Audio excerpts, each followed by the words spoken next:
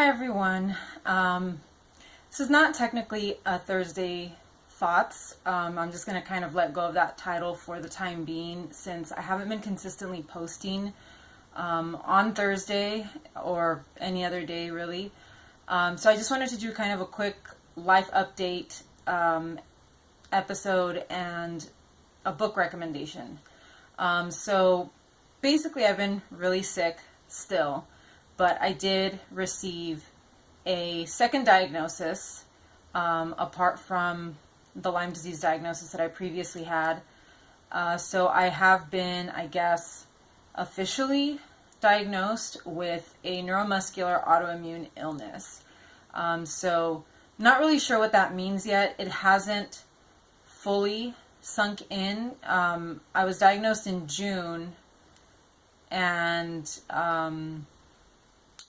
I don't know. It's so strange to kind of now have multiple chronic illnesses, and I haven't really told people. I feel strange saying it, to be honest. I haven't actually said, "Oh, I have this illness." I don't even want to give it a name in a way because it's still something that is very new, and I'm still dealing with it. I think it's going to take me a while. It's sinking in, but it's still not 100%.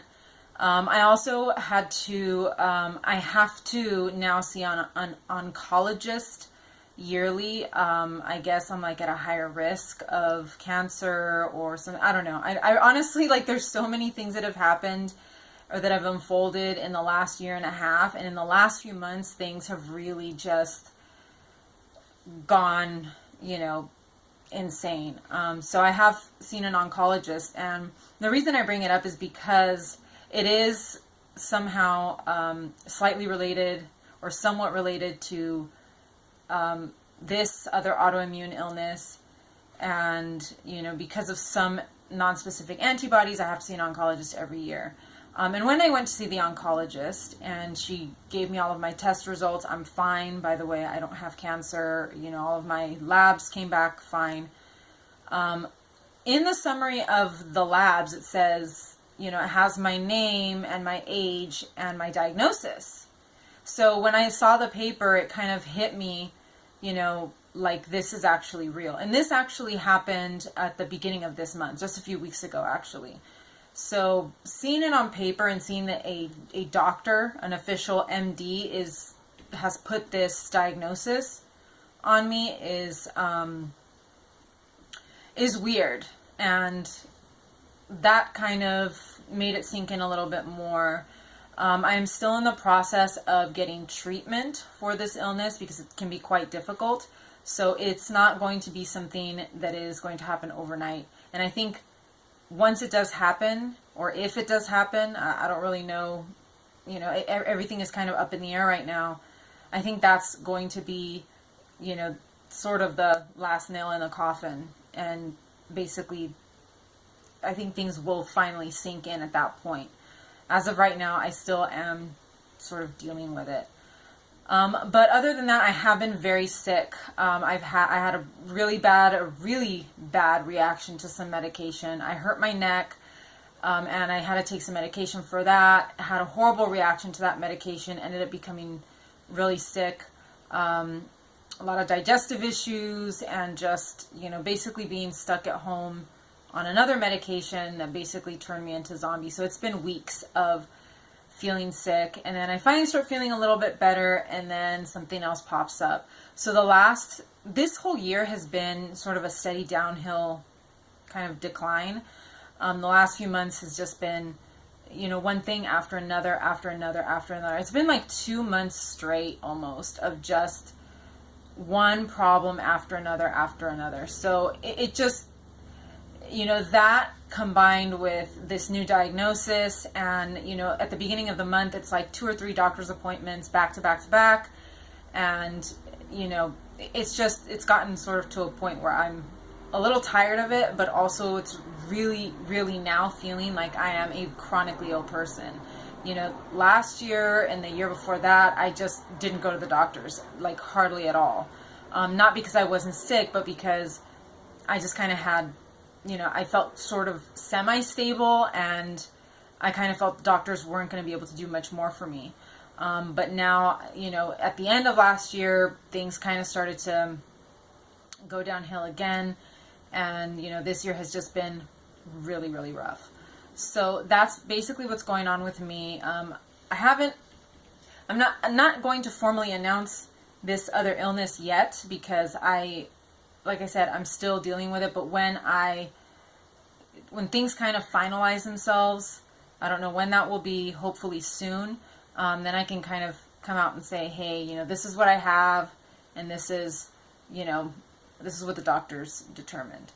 And in other news, I have been, you know, reading again and that kind of thing. So I've read a lot of good books lately. Well, not a lot, but I've read some good books lately. It's hard to come by a good book. I've learned. But one book for those of you that are chronically ill, and I know the Lyme community was probably pretty excited about this book. It's called Sick by, I know I'm going to butcher her name, Purkishta Kapoor. So this is what the book looks like. If you guys can see it, I don't know if you can see it. There might be a glare.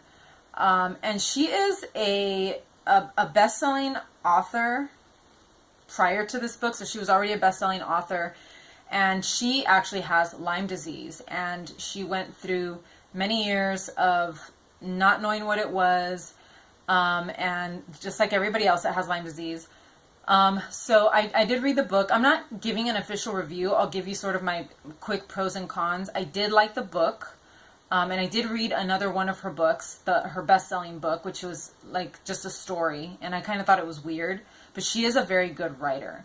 I liked this book better because it was definitely more relatable to me.